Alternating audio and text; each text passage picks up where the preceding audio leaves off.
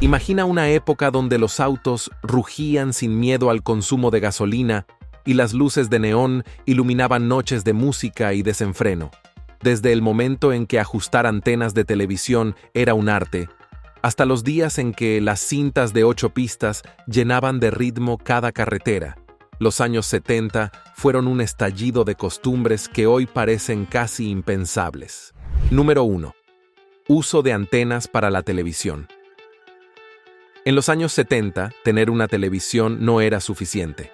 Necesitabas unas antenas en forma de orejas de conejo para disfrutar de tus programas favoritos.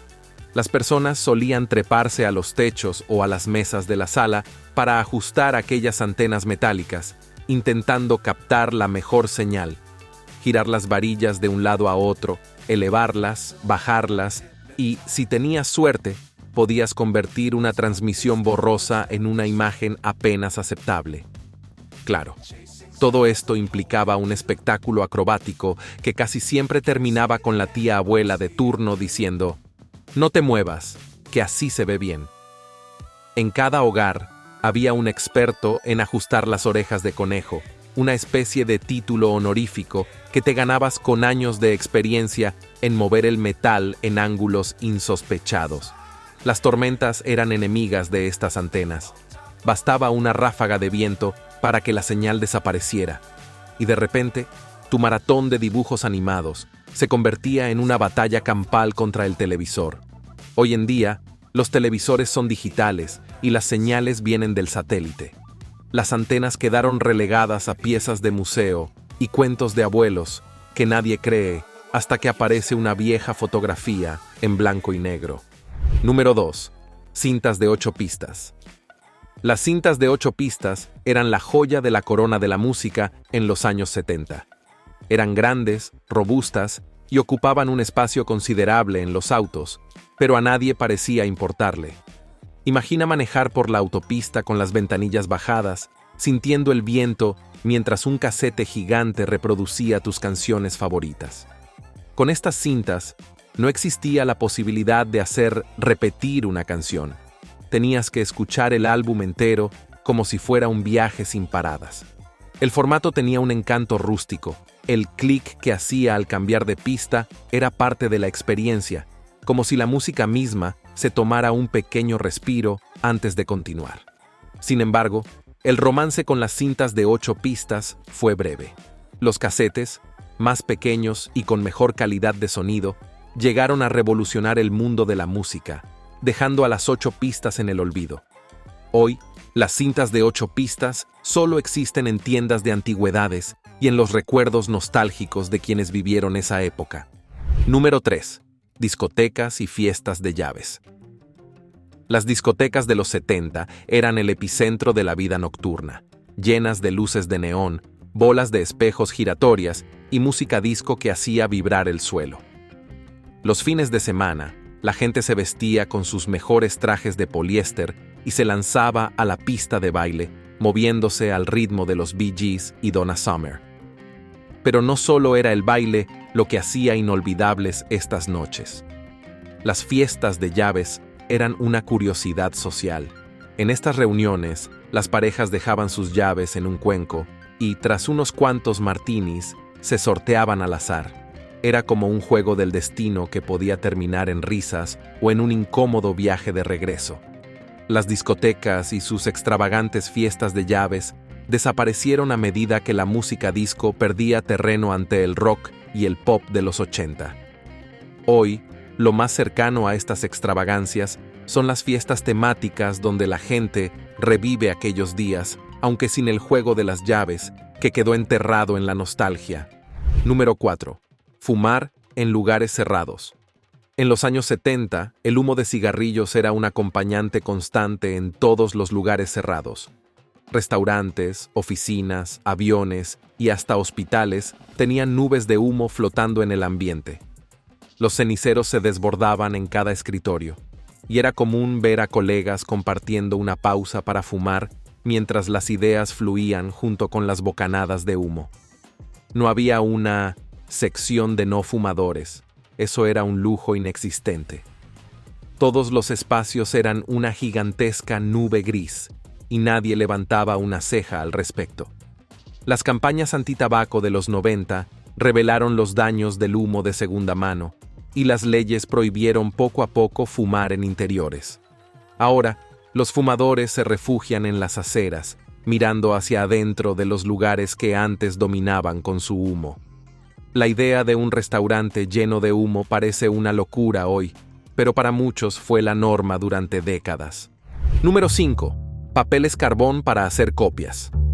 Antes de que las fotocopiadoras llegaran a las oficinas, el papel carbón era el rey. Si necesitabas un duplicado de un documento, solo tenías que colocar una hoja de papel carbón entre dos hojas y escribir o teclear sobre la primera. Sin embargo, este método no era precisamente limpio. Las manchas de tinta azul oscura terminaban en tus dedos y en la mesa, y si no alineabas bien las hojas, el duplicado quedaba torcido y desordenado. En las oficinas se veía a los empleados peleando con el papel carbón, intentando no manchar sus camisas mientras duplicaban informes. Las fotocopiadoras y, eventualmente, los escáneres digitales llegaron para revolucionar la forma de copiar documentos. Con un solo botón, el trabajo quedaba hecho, limpio y perfecto. Hoy en día, el papel carbón es más una curiosidad que un recurso útil, un recuerdo de tiempos en los que hacer una copia era una labor artesanal. Número 6. Teléfonos de disco. En los años 70, los teléfonos de disco eran los protagonistas de la comunicación. Estos dispositivos mecánicos, con su característico dial circular, eran tan robustos como encantadores. Para realizar una llamada, insertabas el dedo en la ranura correspondiente al número, girabas el disco hasta el tope y luego lo soltabas para que volviera a su posición con un satisfactorio clic, clic, clic. Marcar un número largo era toda una experiencia y requería paciencia. Si te equivocabas de dígito, debías empezar de nuevo. Sin embargo, esa misma lentitud formaba parte del ritual, dándole un toque casi solemne a cada llamada.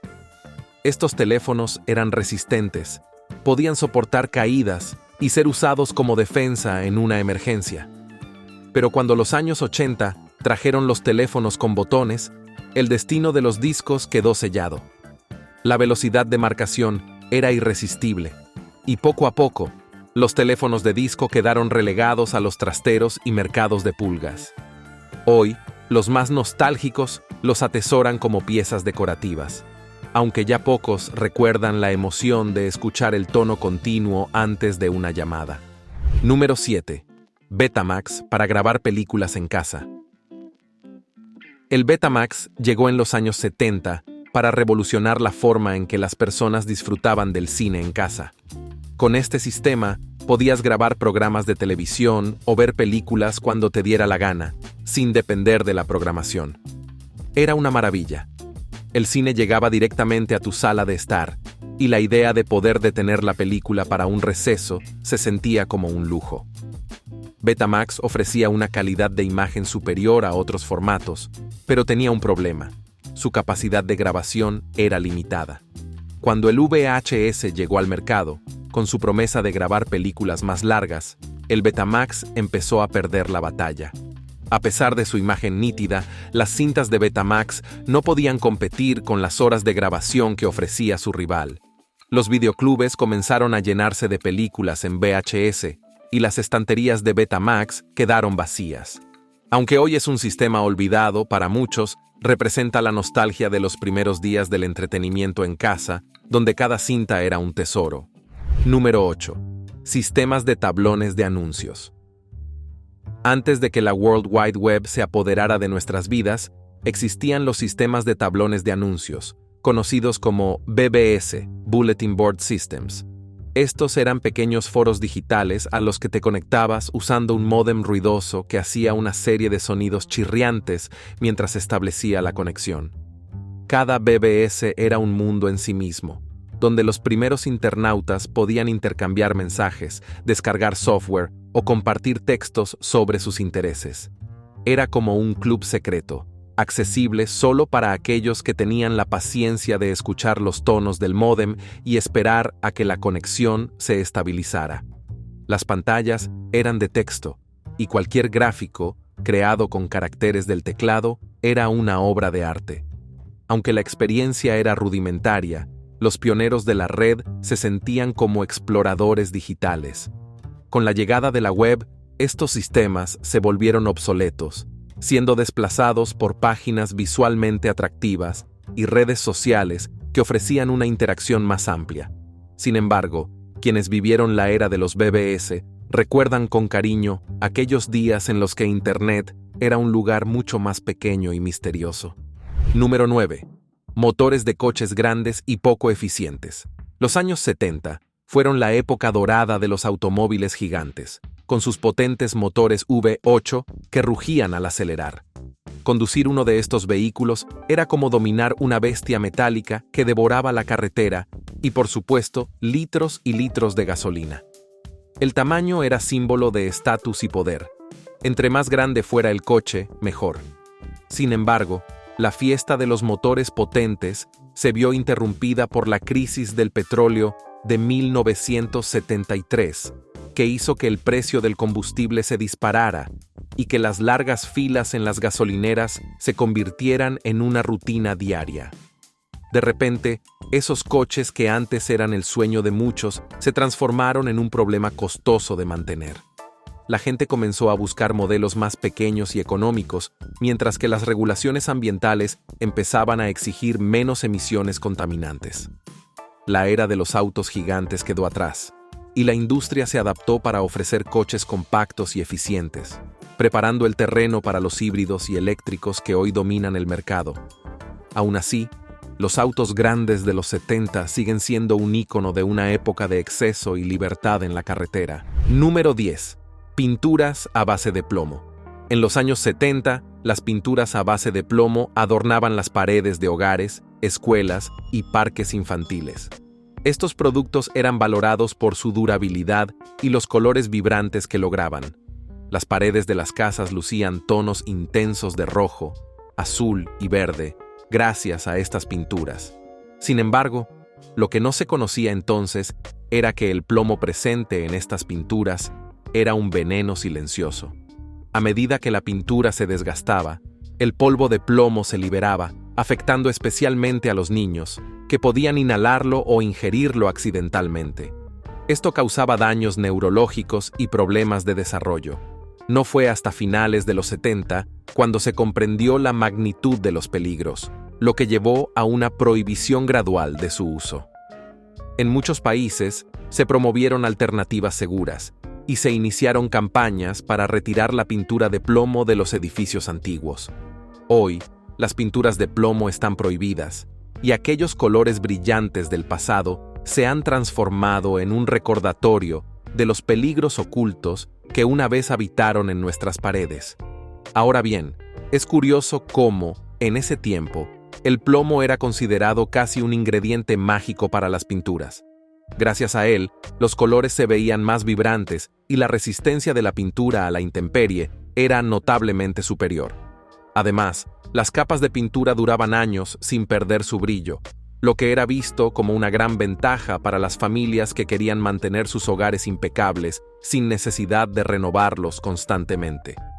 Sin embargo, nadie imaginaba que, tras ese resplandor, se escondía una amenaza para la salud de quienes vivían rodeados de esos muros coloridos.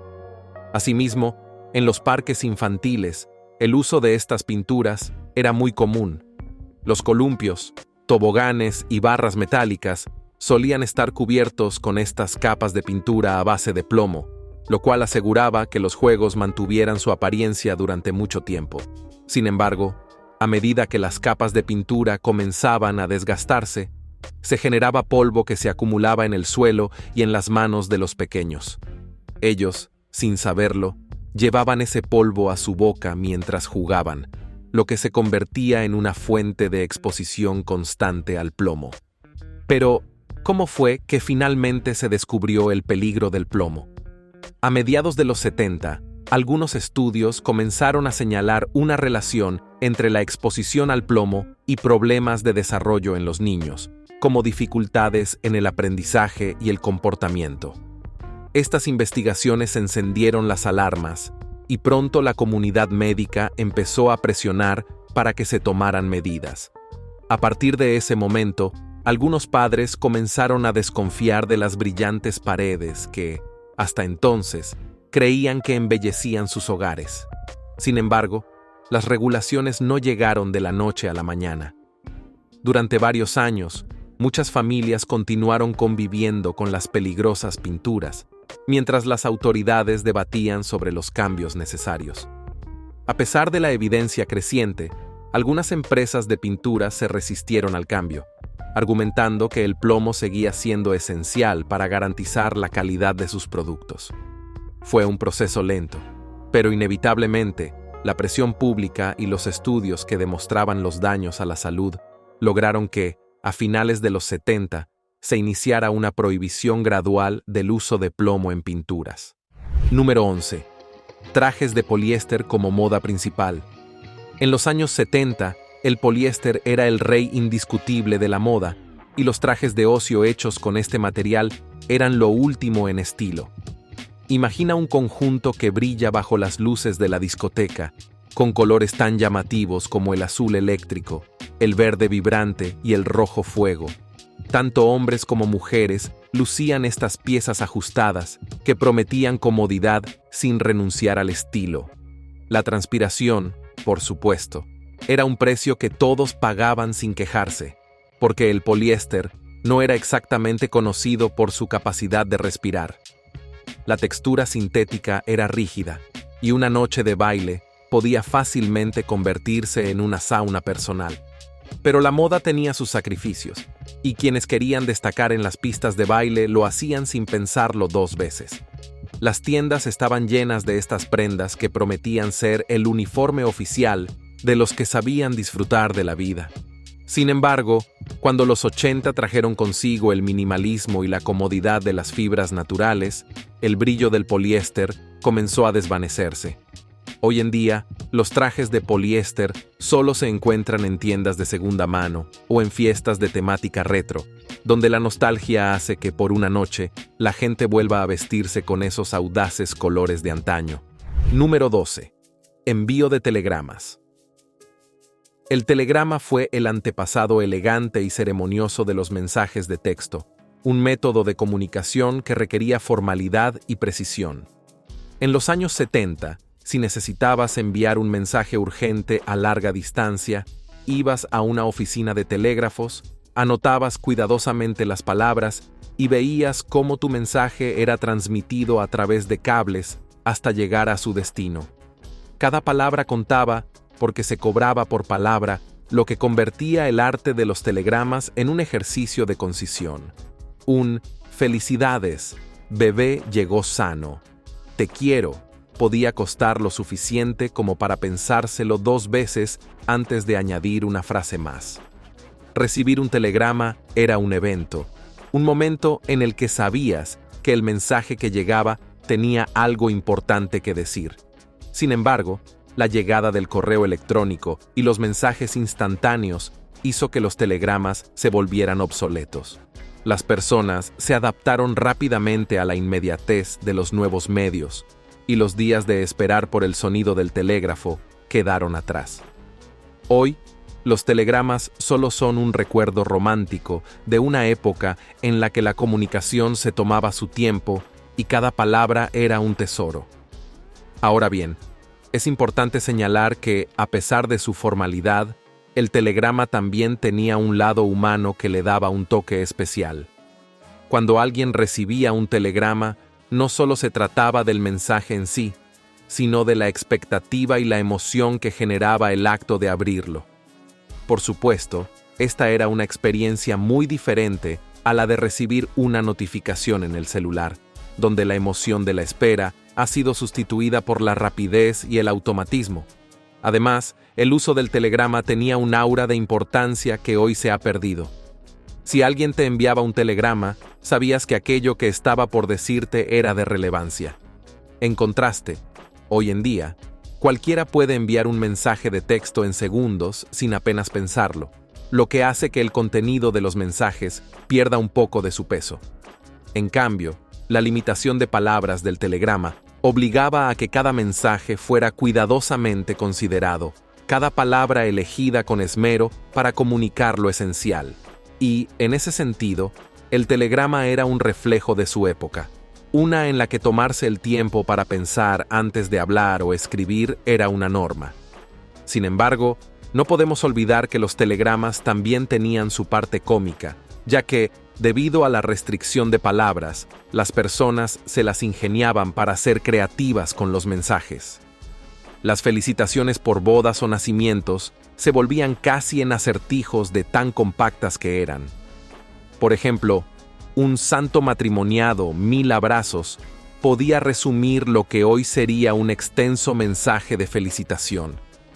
En el fondo, era un arte minimalista, donde cada palabra debía cumplir con su función y, si era posible, transmitir un toque de calidez entre líneas. Número 13. Enciclopedias en formato físico. Antes de que Google se convirtiera en el oráculo del conocimiento, las enciclopedias físicas eran la puerta de acceso a la información en los años 70. Cada hogar respetable tenía al menos un conjunto de enciclopedias, a menudo la famosa Enciclopedia Británica, que ocupaba un lugar prominente en la sala de estar. Estos gruesos volúmenes, encuadernados en cuero y con letras doradas en el lomo, contenían todo lo que necesitabas saber, desde civilizaciones antiguas hasta los más recientes descubrimientos científicos. Si tenías que hacer un trabajo escolar, sacabas uno de estos libros y te sumergías en sus páginas, pasando horas leyendo sobre cosas que a veces ni siquiera tenían que ver con tu tarea. Las enciclopedias eran una inversión, y las familias las cuidaban como un tesoro, porque representaban el acceso a un mundo de conocimiento. Sin embargo, cuando la era digital irrumpió, todo cambió. Con Internet, la información estaba a solo un clic de distancia, actualizada en tiempo real y sin necesidad de levantar un pesado libro. Las enciclopedias quedaron relegadas a las bibliotecas, y su esplendor de antaño se transformó en una curiosidad para quienes recuerdan los tiempos en los que aprender algo nuevo implicaba abrir un libro de cientos de páginas. Ahora bien, recordemos cómo era el proceso de adquirir estas enciclopedias. No se trataba simplemente de un impulso de compra, sino de un evento importante para la familia. El vendedor de enciclopedias solía llegar a la puerta de casa con un maletín cargado de muestras. Entonces, desplegaba un par de volúmenes y, con una gran sonrisa, hablaba de la importancia de la educación de los hijos. Así, los padres sentían la necesidad de invertir en el futuro de su prole, y pronto, aquel conjunto de libros de aspecto imponente pasaba a ser parte del mobiliario familiar, colocado en un lugar estratégico para que todos lo vieran. En definitiva, se trataba de un símbolo de estatus que sugería que en esa casa se valoraba la cultura y el conocimiento. Además, hay que destacar la manera en que los niños y adolescentes de la época interactuaban con estas enciclopedias. A diferencia de una búsqueda rápida en Google, hojear una enciclopedia requería tiempo y paciencia.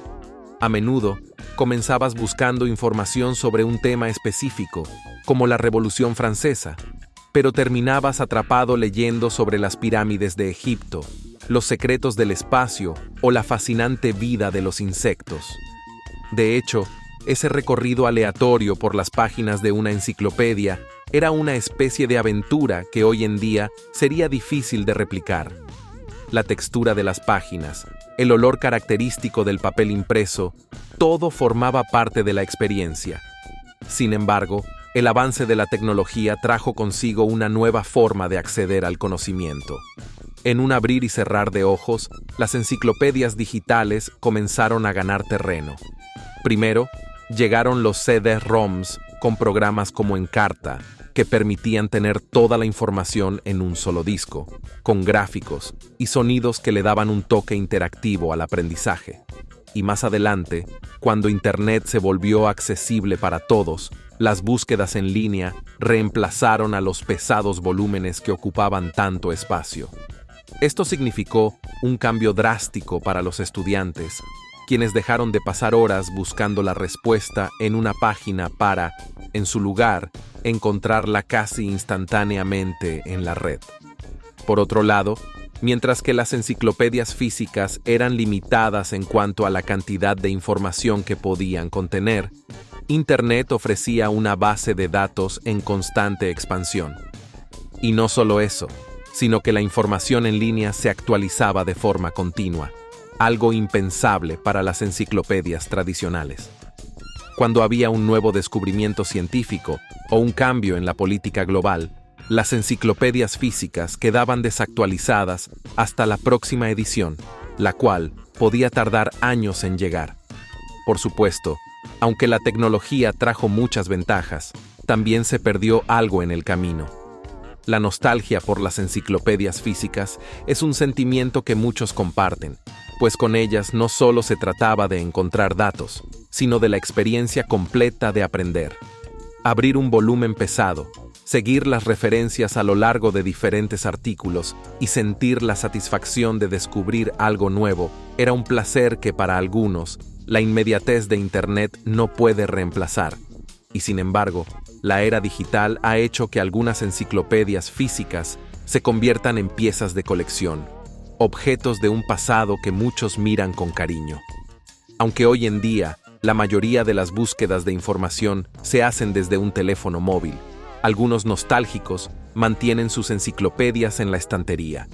Además, estas enciclopedias han encontrado un lugar inesperado en la cultura popular, apareciendo en películas y series como íconos de una era en la que el conocimiento se guardaba en tomos encuadernados y no en servidores. Número 14. Ver dibujos animados solo los sábados por la mañana. Los sábados por la mañana de los años 70 eran un ritual sagrado para los niños. Apenas salía el sol, saltaban de la cama, tomaban un tazón de cereales y se sentaban frente a la televisión, esperando que comenzara la magia de los dibujos animados. Los canales ofrecían un desfile de personajes extravagantes, desde Scooby-Doo hasta los Picapiedra, y durante unas pocas horas, el mundo se convertía en un universo animado lleno de aventuras y risas.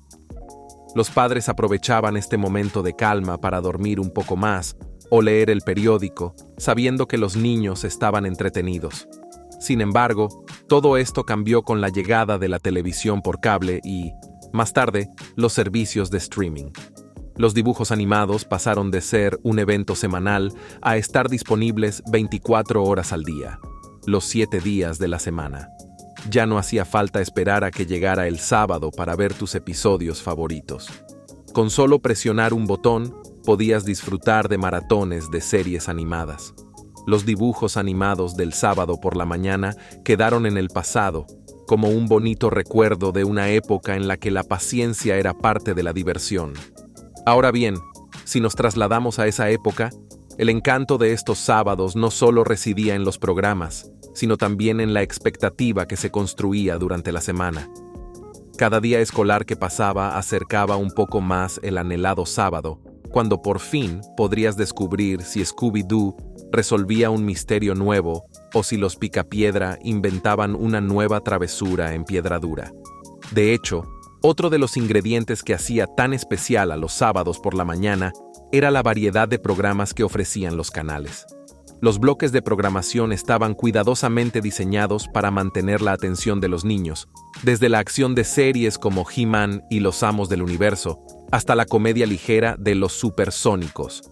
Asimismo, el cambio entre un programa y otro mantenía el interés, pues cada uno ofrecía algo único.